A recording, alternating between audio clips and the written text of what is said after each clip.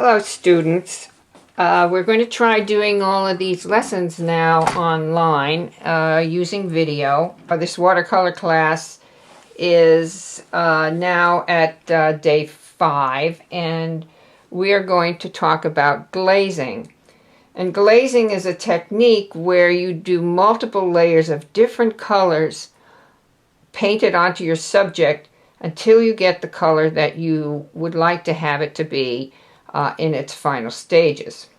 So we're going to do this exercise, which is a glazing exercise, and you'll notice that you got a chart that looks like this on your assignment sheet, which tells you how to lay this thing out.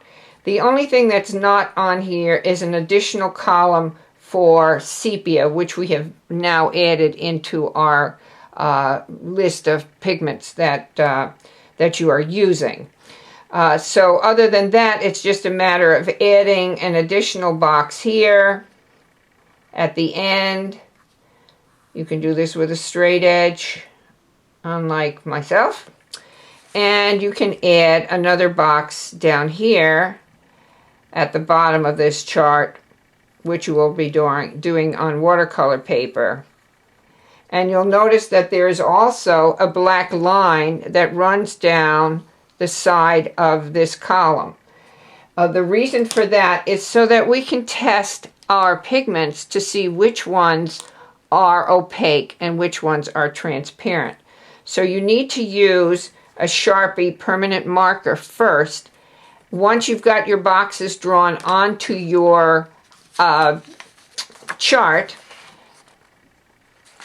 as you can see here, this is a chart in progress, you will then start to paint each individual pigment in sequential layers so that some layers of color will be on the top and some layers of color will be on the bottom.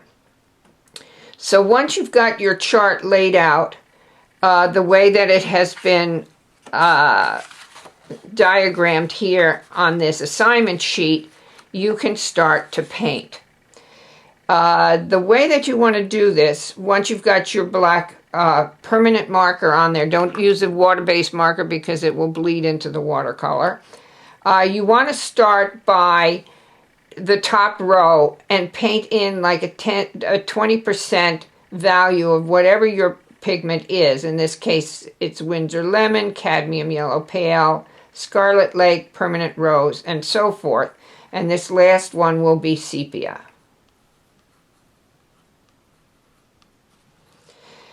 Once you have all of these rows painted in, then you can start by doing the same thing with the vertical rows.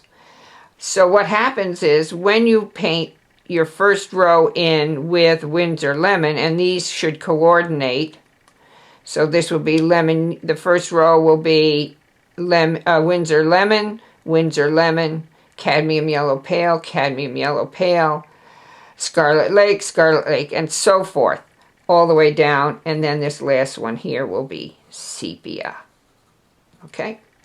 So what I'm going to do is show you how this works. As you can see on this chart, some of these have already been painted in. At least the horizontals have been painted in. So what you need to do then is, for the instance, this is going to be permanent rows, so we need to make a dilution of permanent rows. That's at about 20%.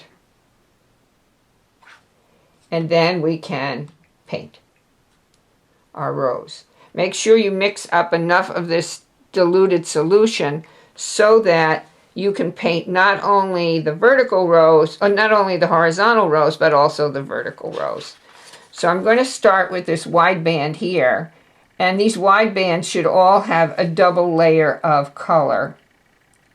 So in this case, this is going to be the first layer of permanent rows. And this is looking a little dark to me, so before I go to the main glazing chart, I will just dilute this a little.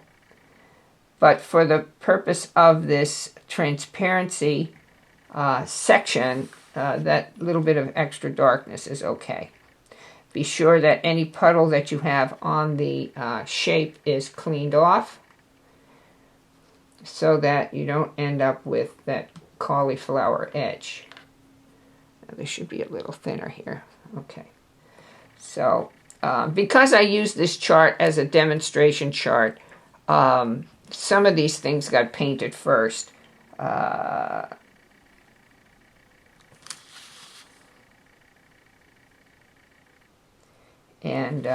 But you should do all of your horizontals first before you do the verticals.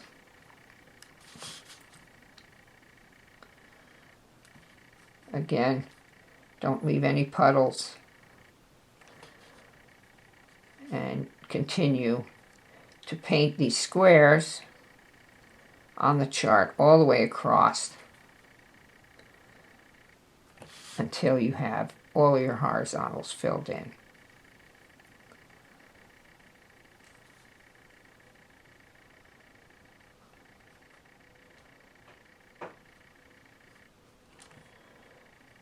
And that's basically it. So what I'm going to do here, so you can see what happens with these layers of color that are different from one another, is I'm going to skip ahead a little. For instance, all right, so you can see here the permanent rose. I haven't completed that chart. I went as far as this permanent rose. I painted one layer with Windsor lemon, so now what I'll do is I'll take the Windsor rose and I'll paint it. In this case, this is all going to be a row of Windsor rose. I'll paint that over the cadmium yellow pale.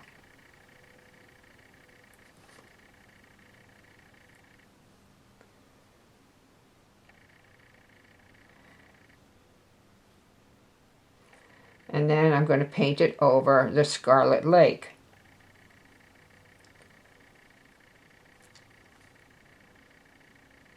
And you can see at this layer of transparency, there isn't a lot of difference. But once you start building up these colors, which you don't have to do on this chart, but you will have to do for the when you're painting a subject. Now normally I would have, this would be already painted in, and I think I'll just do that so you can see what's going on.